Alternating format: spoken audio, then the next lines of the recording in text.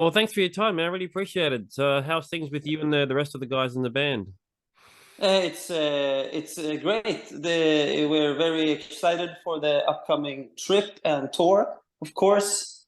I don't think we've quite settled in the fact that it's going to happen yet, but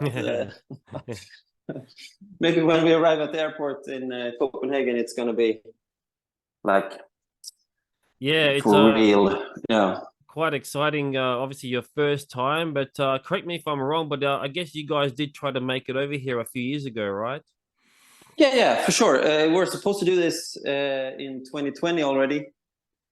Going on a few shows with Cadaver and Nebula at the time, and with friends Astro Death as well. Yeah.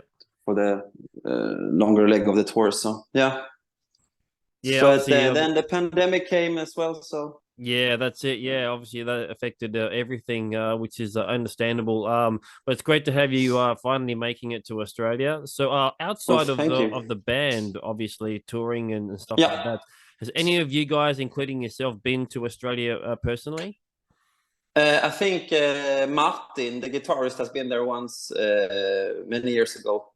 But neither me, Andreas, or Erik has been there. So it's it's going to be a ton of fun, both for the band, of course, and on a personal level as well. You know. Yeah, definitely. So, what did he say about his time in Australia, and is he given any sort of advice for you, the rest of you guys? Well, just in short, but he really enjoyed it, and it's like, he had a good time. I don't know if he spent most of the time at one location. We're gonna plow through a few cities in the 11 days we're in Australia, but no, he really enjoyed his time there. So, and we've only heard good things about going there, playing and stuff. So we're really excited. So obviously, you got quite a lot of shows to do over these 2 weeks, all over the country, really, which is great to see, including the West Coast and the East Coast. But in between any sort of whatever downtime that you might have in between shows, is there anything in particular that you guys are looking to maybe do that you've heard about Australia that you'd like to check out? Well, we'll see. I mean, we are definitely a food and drinks kind of band. So whenever we have a day off on tour, we try to find whatever local breweries or the local beers and enjoy those, along with great food, of course. So that's our main goal, is just to, whenever we have time, to see the cities and just, enjoy the time we have there. But for sure, we're going to go and head out for drinks and food. Yeah, well, Mostly, there'll be no shortage of bars and pubs in Australia, that's for sure. So you shouldn't have any problem with nice. that. Oh, cool. And then, of course, if whatever being suggested, we should have a look at in whatever city we're in, of course. Yeah, if we have time. But yeah, yeah, we'll definitely. see. So I'll be honest. I've never really heard too much about your band. I've kind of heard your music here and there over the years, but I haven't really invested a lot of time into who you guys are and where you guys came from. So maybe give us and for some of our listeners as well, a bit of a backstory to the band and how you guys kind of all started. Yeah, well, I mean, Andreas formed the band, 2004, I think. Yeah, so we have a 20-year anniversary next year, basically. Nice. And I mean, the roots from the get-go, the genre Deville started playing in was like old school or stoner, actually, like Kaya's kind of vibe. And we've slowly gravitated towards more metal-y influences and kind of broaden our sound to reach a broader audience as well, of course. So gradually we've gravitated towards more intricate like parts, metal and instrumental parts as well, and odd timings and stuff. But yeah, people describe our latest album as a mixture of Soundgarden and Mastodon, which is it's pretty good. Yeah, definitely. description, I think. Yeah. Mm. So, but yeah, from a stoner origin to a more kind of, we call it post-stoner metal. Yeah. Try to like describe something about what we are and what we sound like. Yeah. Yeah, I mean that's a pretty good description. I mean, I definitely hear a lot of the in your later material. Definitely a lot of the stoner rock sort of core sound is still there, but obviously, like you mentioned, bands like Soundgarden and Mastodon are sort of the more proggier, grungier sort of sounds sort of mixed in Yeah. there. Which is interesting. Like, what sort of made you guys kind of evolve into that sort of sound? Was it sort of natural, or did you sort of talk about it, or? Yeah, well, I think in natural ways, of course, because we all progress towards something and what we listen to at the time, and like I mean, for this album, we all listened basically to the same bands at the time and same albums and stuff. So and we listened to a lot of Gojira at the time. Mm-hmm. And we all found the grunge playlist on Spotify, and we plowed through that. So, of course, where you are in the situation in life and what you listen to, and how you progress as a musician as well. So what about yourself personally? How did you actually get into music and the drums in particular? How did you sort of all start for you as growing up as a kid? Well, I've always like bashed on stuff. Apparently, my parents been telling me.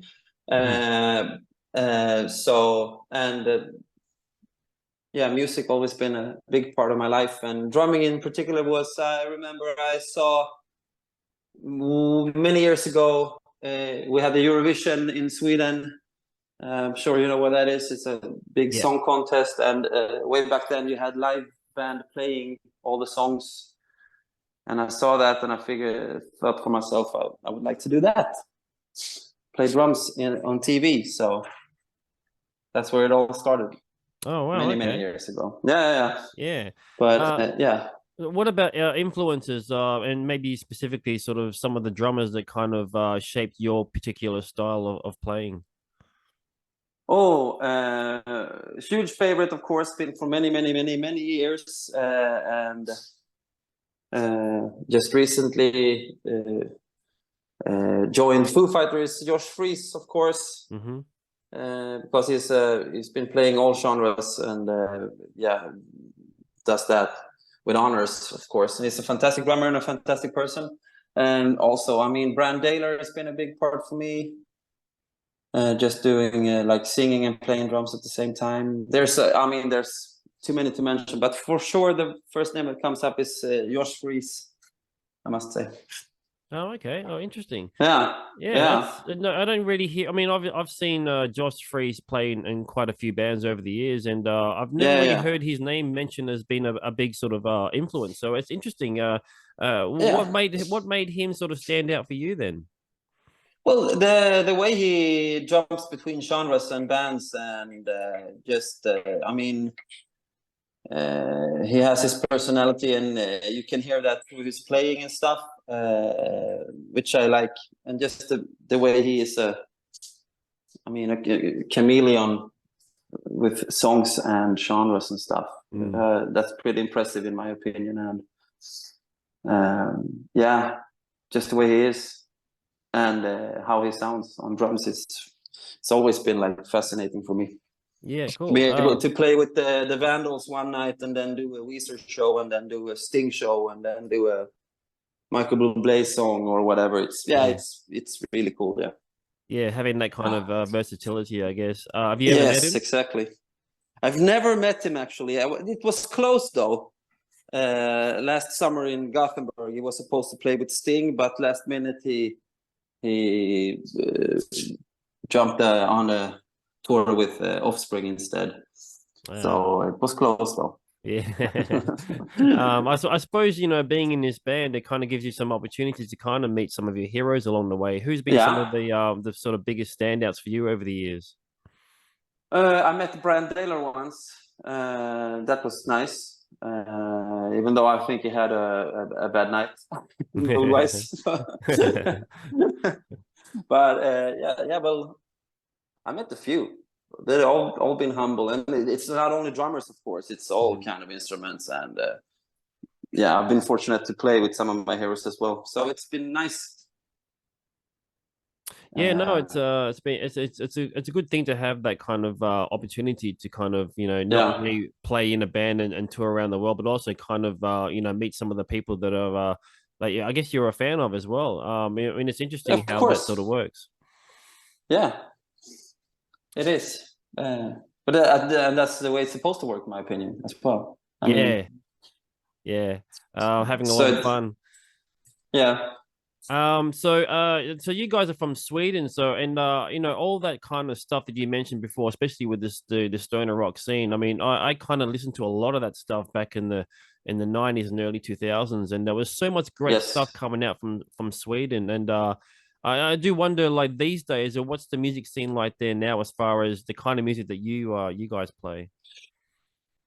Well, there's a reason we gravitate towards Europe whenever we try to book shows. I mean, Sweden is very limited in that specific genre we play in. I mean, Europe is more welcoming and for sure a larger area to cover. Sweden is it's a small country. And I mean, the rock scene is small as well. A lot of our friends who play in rock bands and the same genre as we do, they hardly tour Sweden at all. So usually go, and since we have Germany so close by, I mean, it's literally 5 hours driving. We're in Berlin, so it's easier to reach out in Europe than it is in Sweden at the moment. Yeah, unless you're a major band, of course. Yeah, like a huge name or whatever, then it's vastly different, of course. But if you're where we are, just like, there's not a lot of people listening to us in Sweden or even heard of us in Sweden either, but we have great groups of followers in Europe, for instance. And that goes for a lot of the bands we know as well around this area. Yeah. Well, it sounds the complete opposite to Australia as far as the touring and the size of the country, because over here it's quite a massive trek to go between town and cities and stuff like that. So, which I'm sure you'll find out in the next week or so. Yeah. It's gonna be cool. Yeah, definitely. Well, I'm looking forward to seeing you guys. I'm going to be catching you guys at the last 2 shows of your tour in on the WA, fantastic. West Australia. Yeah. So looking forward to seeing you guys. And look, it's been an absolute pleasure chatting to you today. And hopefully I'll be able to catch up and see you in person as well when you get over here. For sure. We need to make that happen. Just catch us wherever you are and whenever you see us. Yeah, try to. We'll grab a few beers maybe. You know? Absolutely, yeah. That's the plan. So cool. Awesome. Well, thanks for your time, man. I really appreciate it. And thank you for having me on this tour. Thank you. It's going to be a lot of fun, and we're super excited, to say the least.